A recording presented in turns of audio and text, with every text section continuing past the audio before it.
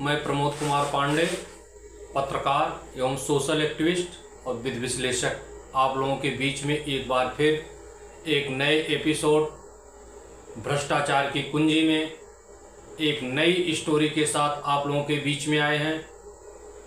मित्रों, हमारा प्रयास रहता है कि हम हर एपिसोड में भ्रष्टाचार की ऐसी एक स्टोरी लेकर आएं जिसका सीधा सीधा आपसे सरोकार है, जनता के हितों से है।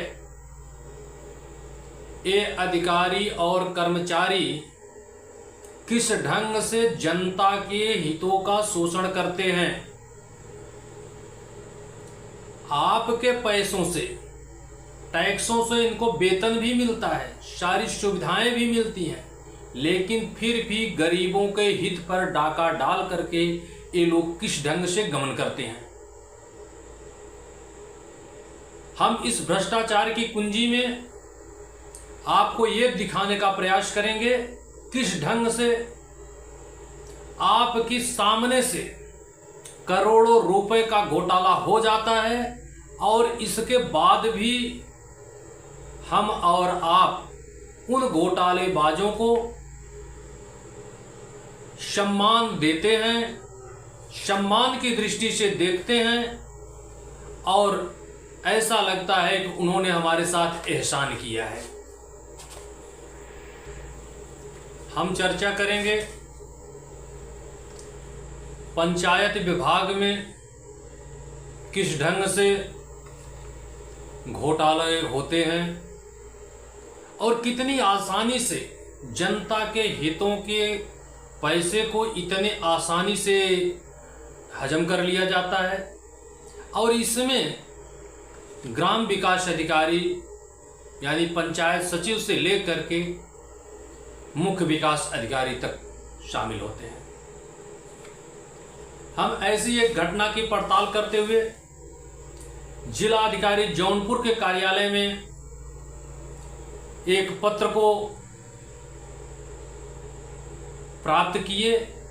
उस पत्र की जानकारी लेते समय पड़ताल में हमने ये पाया कि पंचायत विभाग में किस ढंग से इतना बड़ा घोटाला किया जाता है। उस शिकायती पत्र में विकासखंड बक्सा के ग्राम सभा बिरसादपुर में पंचायत राज अधिनियम 1947 की पंचायत जांच नियमावली के अनुसार शपथ पत्रों के साथ 5 बार जिला स्तरीय अधिकारियों द्वारा जांच हुई, अलग अलग विषय की। 5 बार पंचायत सचिव, ग्राम विकास अधिकारी दोषी पाए गए, कूट रचित साक्ष्य पाए गए। उन सब को छुपा करके फिर भी खाते से किस ढंग से गमन किया जा रहा है, इसकी चर्चा करते हुए उपरोक्त प्रार्थना पत्रों में जो जिला अधिकारी के यहाँ उपलब्ध थे उनकी ऑनलाइन वेबसाइट पर देखा गया, तो जिसमें एक शिकायत संख्या जो आपको दिखाई जा रही है, जिस पे जिला अधिकारी महोदय ने स्पष्ट रूप से सीडीओ और डीपीआरओ को आदेशित किया है कि तत्काल पत्रावली प्रस्तुत किया जाए। ये उस ग्राम सभा की 5 जांच रिपोर्टें जिसको इन लोगों ने छिपा के रखा है, उस पर एक प्रार्थना पत्र के साथ उस ग्राम सभा के खाते के वित्तीय अनियमितता मिली थी, जिसे खाते के लेन देन पर रोक लगाई गई है। और इसमें उन्होंने 5 उन जांच रिपोर्टों का जिक्र करते हुए मांग किया था जिस पे जिला अधिकारी ने पत्रावली प्रस्तुत करने का। हमने पिछले एपिसोड में, अभी लिंक आपको दिया जाएगा, आप जानना चाहेंगे तो उस लिंक पर जाकर उस एपिसोड में भी आप देख सकते हैं कि हमने बताया था किस ढंग से बहुत बड़े गमन की तैयारी चल रही है, लेकिन जिला पंचायत राज अधिकारी और मुख्य विकास अधिकारी इस पर पर्दा डालते हुए गमन तक पहुंचा देते हैं। जबकि हमने चेतावनी भी दिया था कि अगर इन लोगों द्वारा कार्रवाई नहीं की गई तो बहुत बड़े घोटाले की तैयारी 1-2 दिन में है। उस पर हमने देखा दोबारा, पहला पत्र तो 24/9 को आदेश जब्त में पत्रावली तलब करने के लिए जिलाधिकारी महोदय ने निर्देशित किया है सीटीओ और डीपीआरओ को। दोबारा रिमाइंडर है 9/10 को, 9 अक्टूबर को आप देख सकते हैं, जिस पे लिखा गया है कि दिनांक 24/9 के आदेश के अनुक्रम में तत्काल पालन करते हुए कार्रवाई सुनिश्चित करें। अब इन 5 जांच रिपोर्टों पर कार्रवाई न करके डीपीआरओ गुमराह करते रहे, जिस पर जब ये पता चल गया पंचायत विभाग को कि इस पर बड़ी कार्रवाई हो सकती है, खाते पर रोक लग जाएगा, भ्रष्टाचार नहीं हो पाएगा, जांच प्रभावित आप नहीं कर पाएंगे, ऐसी स्थिति में उन्होंने विधि विरुद्ध तरीके से फर्जी कूट रचित साक्ष्यों दस्तावेजों के साथ उन्होंने समिति का आदेश करवाया था और उन्हीं उसके बाद भी पुनः पंचायत राज एक्ट नियमावली का पूर्णतः उल्लंघन करते हुए विधि विरुद्ध तरीके से ग्राम विकास अधिकारी दिनेश यादव और ग्राम प्रधान ने मिलकर के दिनांक 13/10 को 14,78,000 रुपए विधि विरुद्ध ढंग से गमन कर लिया। प्रार्थना पत्र में यह भी उल्लेख किया गया कि आपके द्वारा लापरवाही किए जाने से जानबूझकर भ्रष्टाचारियों को संरक्षण देने के लिए, भ्रष्टाचार करवाने के लिए शिथिलता बरती गई, जिसकी वजह से 14,78,000 रुपए का गमन हुआ। अगर इसकी जांच करके पुनः राजकोष में नहीं करवाया जाता तो इसके जिम्मेदार जिला पंचायत राज अधिकारी होंगे और उनके खिलाफ भ्रष्टाचार निवारण संगठन से जांच अवश्य रूप से करवाई जाएगी। अब वो गमन जो हुआ उसकी चर्चा हम करेंगे।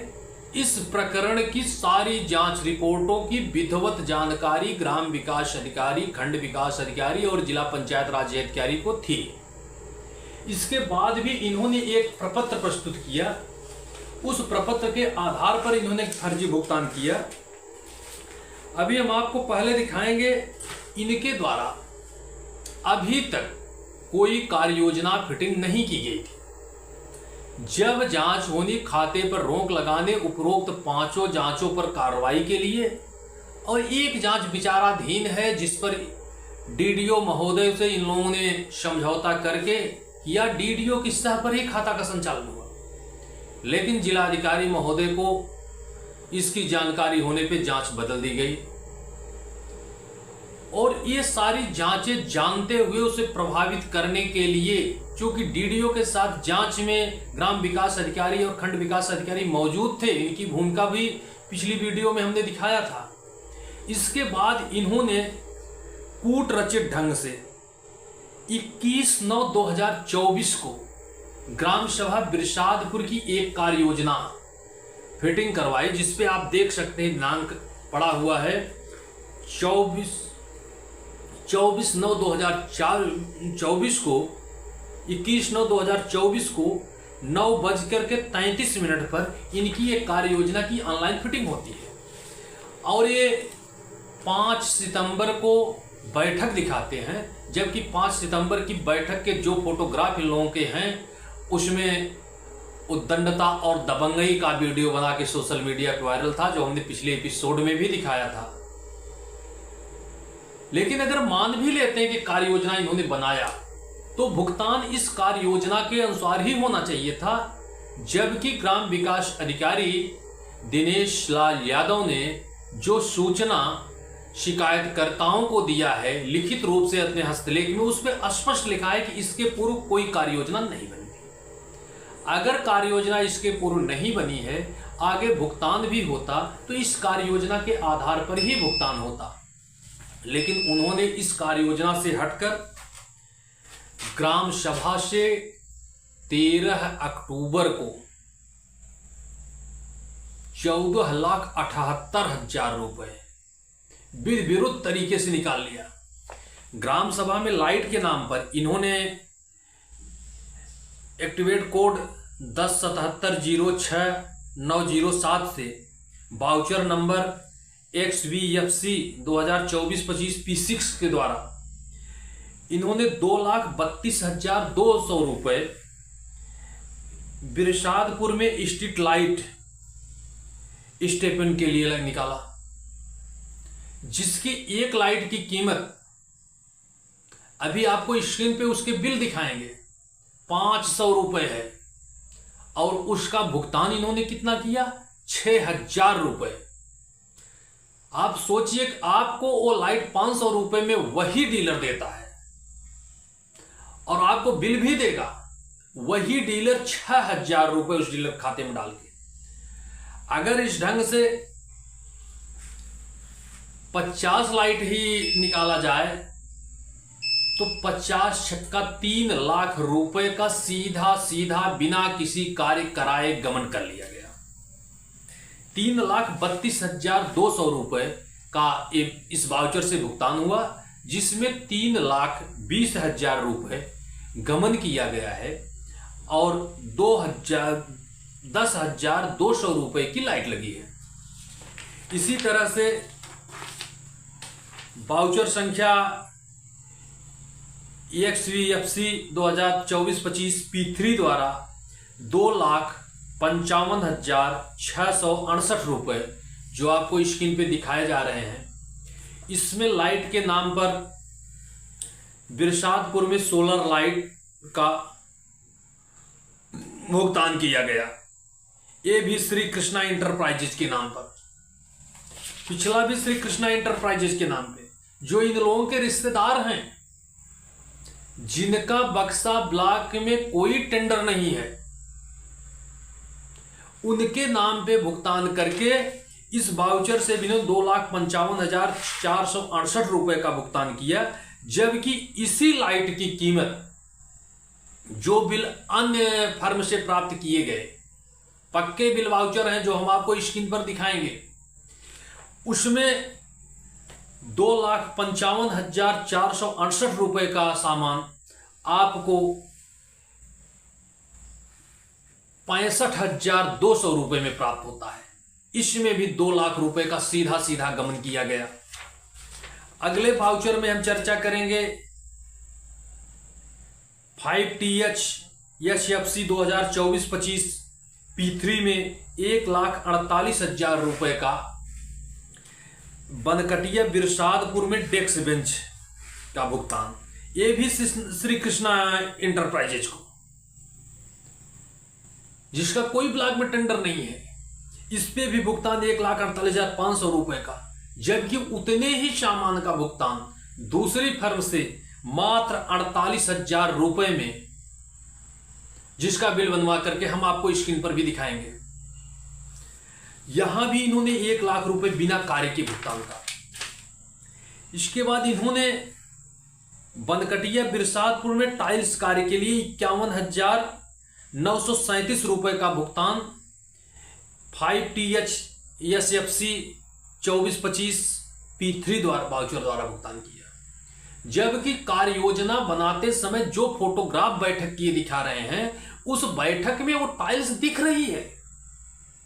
जब कार्य योजना बनने से पहले वहां टाइल्स लगी हुई है, तो उस टाइल्स का भुगतान आज जब जांच हो रही है और बिना कार्य योजना बनाए, कार्य योजना की पूरी सूची में जो ऑनलाइन फिटिंग है, ये योजना भी नहीं है, क्योंकि ये कार्य पूर्व प्रधान के द्वारा किया गया टाइल्स था, उसका भी भुगतान इन्होंने 51,937 रुपए का करवा लिया। अगली इन्होंने 5TH FC 2024-25 P3 द्वारा 51,937 का भुगतान किया और ये EXVFC 2024-25 के द्वारा P4 वाउचर नंबर, इसके द्वारा ने 4,41,632 रुपए का भुगतान ऐसे कार्य को दिखा कर लिया जो न कार्य योजना में है न कहीं है। ये पंचायत एक्ट की किस नियमावली में है? ये जिम्मेदार ग्राम विकास अधिकारी, खंड विकास अधिकारी, जिला पंचायत राज अधिकारी और मुख्य विकास अधिकारी को जवाब देना होगा। किस नियमावली के तहत भुगतान कर लेते हैं? इस ढंग से इन्होंने 4,41,000 यहां भी गमन किया। अगला इन्होंने P5 वाउचर से 1,65,000 रुपए का भुगतान विभिन्न जगहों पर बेंच के नाम पर की, जबकि न तो बेंच की कोई आवश्यकता है, क्षेत्र पंचायत और जिला पंचायत द्वारा इतनी ज्यादा बेंचें हर गांव में लगवा दी गई है। ये व्यक्तिगत उपयोग के लिए रखा गया और उन व्यक्तिगत उपयोग में भी 2000 रुपए में ये बेंचें होम डिलीवरी आपके घर तक फर्म वाले पहुंचा देते हैं। लेकिन इसका भुगतान 8600 रुपए एक बेंच की दर से गलत भुगतान 1,65,000 रुपए कर लिया गया, जबकि मौके पर 25,000 का भी सामान मौजूद नहीं है। और इतनी जांच और प्रक्रिया होने के बाद, अधिकारियों की निगाह में होने के बाद भी इन अधिकारियों के उस पे हो गया। फिर 1 लाख तो अपने मानदेय के नाम पे निकाले। इस ढंग से 14,78,000 रुपए बिना कार्य योजना के ये लोग निकाल करके गमन कर लेते हैं। इसके लिए जिम्मेदार कौन है? डीएम साहब बार बार पत्रावली मांग रहे हैं, जिला पंचायत राज अधिकारी उसको पेंडिंग रखे हुए हैं, मुख्य विकास अधिकारी गहरी नींद में सो रहे हैं। एपिसोड के माध्यम से भी, पत्रक के माध्यम से भी, मीडिया में समाचार पत्रों के माध्यम से भी इस चीज का संकेत दिया गया कि यदि शीघ्र नियंत्रण नहीं किया गया, इनको नहीं रोका गया तो ये शीघ्र ही बड़ी पूंजी निकाल करके गमन कर लेंगे और उससे मैनेज करते हुए 5 साल बिता देंगे। लेकिन इनके इस भ्रष्टाचार को संरक्षण अधिकारियों द्वारा दिया गया। इस एपिसोड के माध्यम से मैं जिला अधिकारी जौनपुर को, मुख्य विकास अधिकारी जौनपुर और जिला पंचायत राज अधिकारी जौनपुर श्री नथुलाल गंगवार जी को निवेदन करता हूं कि इस पर गंभीरता से संज्ञान लें और इस ढंग के गलत भुगतान, पंचायत नियमावली के विरुद्ध भुगतान, जो बाजार रेट से 20-20 गुना अधिक का भुगतान, इसको तत्काल संज्ञान में लेते हुए इस गमन किए गए धन को वसूल करके सरकारी राजकोष में जमा करवाएं। यद्यपि ऐसा तत्काल नहीं किया जाता है तो इन अपराधियों द्वारा पुनः भी भ्रष्टाचार किया जाएगा और अधिक पैसा निकाला जाएगा, तो इसके सीधे सीधे जिम्मेदार जिला पंचायत राज अधिकारी और मुख्य विकास अधिकारी होंगे। अगर तत्काल नहीं किया जाता है, चूंकि सारी पत्रकों की रिसीविंग जिला पंचायत राज अधिकारी और मुख्य विकास अधिकारी के पास है, जिला अधिकारी महोदय ने पत्रावली तलब करने का स्पष्ट निर्देश दे रखा है, लेकिन ये लोग पत्रावली प्रस्तुत नहीं किए, जिसके कारण इतना बड़ा भ्रष्टाचार किया गया। अगर इसकी तत्काल कार्रवाई करके वसूली नहीं की जाती है तो माननीय मुख्यमंत्री और माननीय न्यायालय इस पर जरूर इंसाफ करेंगे। ये भ्रष्टाचार निवारण संगठन WEO का मामला बनता है। मैं एक बार पुनः उत्तर प्रदेश शासन में जिम्मेदार अधिकारियों, मंत्रियों और माननीय मुख्यमंत्री जी से ये निवेदन करता हूं इस एपिसोड के माध्यम से, इस प्रकरण को तत्काल गंभीरता से संज्ञान में लें और दोषियों के विरुद्ध कार्रवाई करते हुए वसूली की कार्रवाई करें। ग्राम विकास अधिकारी दिनेश लाल को तत्काल टर्मिनेट किया जाए। निलंबन कोई सजा नहीं होती इतनी बड़ी अपराध की।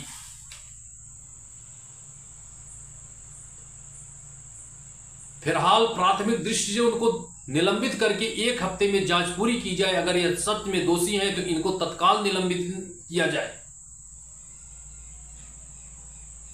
ऐसे अधिकारी, बेईमान अधिकारी अगर रहेंगे तो समाज में एक ग्राम सभा से फर्जी ढंग से एक बार में 14,78,000 रुपए निकालते हैं, तो जरा सोचिए किस ढंग से करते होंगे। ये जानते हुए कि सारी प्रक्रिया जांच प्रक्रिया में है, शीघ्र ही उनके खिलाफ कार्रवाई होने वाली है, इतने जानते हुए भी इतने बड़े स्तर पे घोटाला ये लोग करते हैं।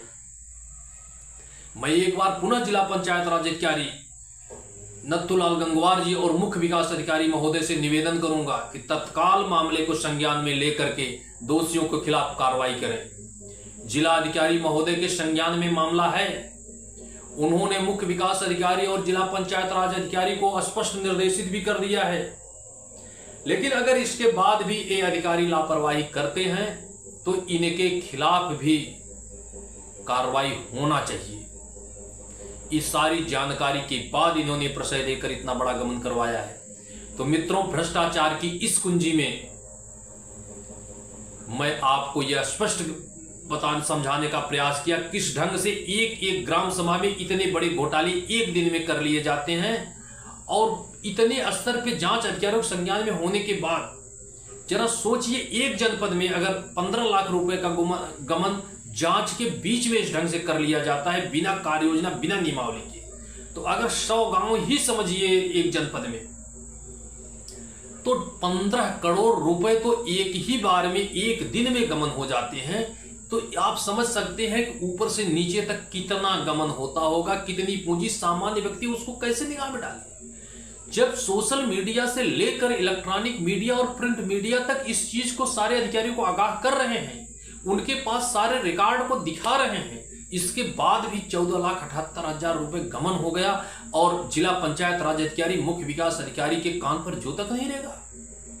मैं इस एपिसोड के माध्यम से एक बार फिर मैं वरिष्ठ अधिकारियों और जिम्मेदार व शासन सत्ता में बैठे लोगों और माननीय मुख्यमंत्री जी से भी यह निवेदन करूंगा, ऐसे भ्रष्टकृत अधिकारियों के खिलाफ तत्काल नियंत्रण लगाएं, जिससे जनता के हित में खर्च होने वाले धन का इस ढंग से दुरुपयोग न हो सके।